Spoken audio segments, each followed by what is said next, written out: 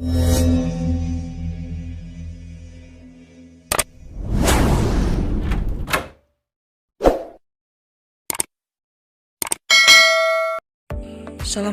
warahmatullahi wabarakatuh. Kembali lagi bersama channel Terkininet.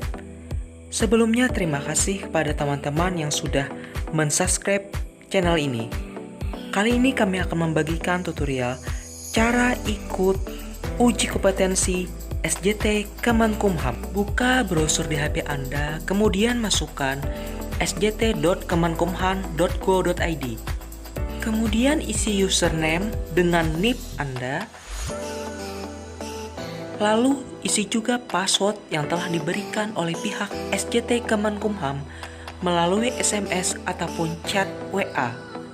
Apabila merasa belum mendapatkan password, silahkan Anda hubungi pihak panitia Sjt Kemenkumham. Dan jika sudah terisi, klik dan pilih masuk. Uji kompetensi ini akan dilaksanakan setiap tahun untuk melihat apakah pegawai tersebut mampu dan juga memiliki wawasan tertentu untuk memulai klik prediksi kompetensi. Maka di sana akan muncul petunjuk tentang cara mengikuti uji kompetensi. Terdapat dua pilihan jawaban, efektif dan tidak efektif.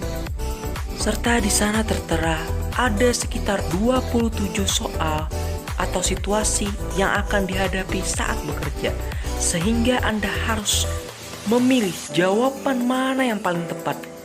Misalnya ada contoh soal seperti di bawah. Kita pilih C, efektif, dan B, tidak efektif.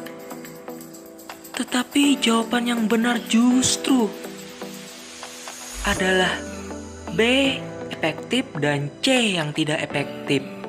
Apabila Anda sudah paham tentang cara pengerjaannya, ayo kita lanjutkan untuk mengerjakan soal uji kompetensi yang sebenarnya.